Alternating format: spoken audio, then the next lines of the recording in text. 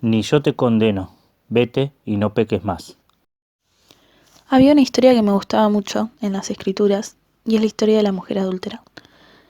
Me gustaba porque podíamos ver la forma en la que Yeshua podía perdonarnos a nosotros.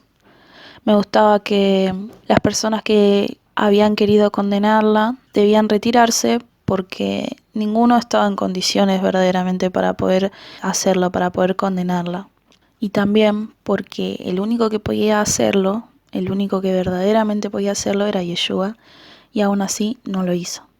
Pero había una parte que no podía entender mucho en ese tiempo. Y era la última oración que él le decía, la última frase que él le decía: ni yo te condeno, vete y no peques más. Sentía que lo que le pedía era demasiado. La perdonaba, pero le pedía que no vuelva a pecar. ¿No se supone que eso es imposible de cumplir por nosotros? ¿Cómo podría no volver a pecar? Su respuesta me inquietaba. ¿Qué significaba no volver a pecar? ¿No se suponía que nosotros no podemos cumplir con eso que él le estaba pidiendo? Entonces, ¿por qué se lo pedía? ¿Qué era lo que verdaderamente le estaba pidiendo?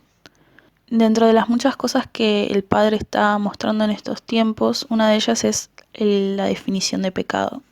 Si yo te preguntara qué es el pecado, seguramente cada uno tendría una forma diferente de expresarlo, de expresar ese concepto.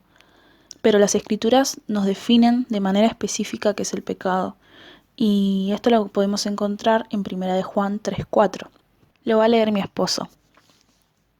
Todo aquel que comete pecado infringe también la ley, pues el pecado es infracción de la ley. 1 de Juan 3:4. Entonces ahora podemos tener una definición más específica de lo que es el pecado, y es que el pecado es la infracción de la ley.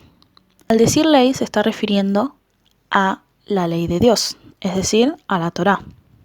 Entonces lo que está diciendo es que el pecado es la infracción de la Torá.